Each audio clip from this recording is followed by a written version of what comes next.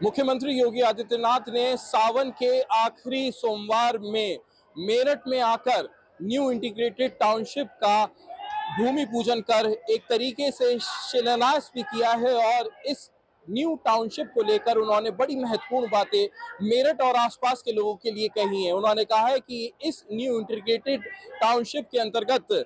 आवासीय, इंडस्ट्रियल और commercial area पूरा रहने वाला है, जिससे लाखों लोगों को लाभ मिलने जा रहा है।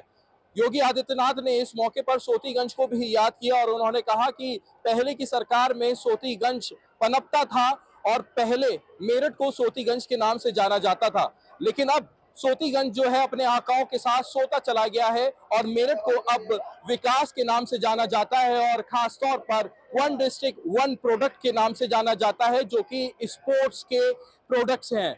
योगी आदित्यनाथ ने यह भी कहा कि पूरे विश्व में कहीं पर भी अगर स्पोर्ट्स प्रोडक्ट्स मिलते हैं तो उसका लिंक कहीं ना कहीं मेरठ से भी होता है। योगी आदित्यनाथ ने अपने भाषण में यह भी कहा कि जो भी त्योहार आने वाले समय में है उसमें अपने ही देश के स्वदेशी अपनाने के लिए उन्होंने अपील की और उन्होंने कहा कि अपने ही देश के प्रोडक्ट को अपनाएं और कोई भी चीन के प्रोडक्ट को ना लें। उन्होंने कहा कि अगर हम विदेशी प्रोडक्ट्स को अपनाते हैं तो उसका पैसा विदेश में जाता है और उससे आतंकवादी को पनाह मिलती है, उन्हें पनपने का मौका मिलता है। साथ ही साथ योगी आदित्यनाथ ने समाजवादी पार्टी और कांग्रेस पर भी हमला किया और इनकी जाति और पीढ़ी को लेकर खास तौर पर हमला करते हुए उन्होंने कहा कि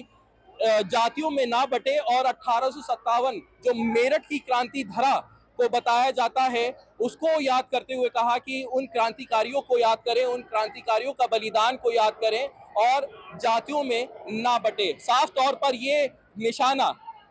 समाजवादी पार्टी के पीडीए के नारे को टारगेट करता हुआ दिखाई दिया। साथ ही साथ कांग्रेस पर भी हमला करते हुए उन्होंने कहा कि आतंकवादियों को ये पनाह देते थे। मालेगांव का भी जिक्र किया और इसके बाद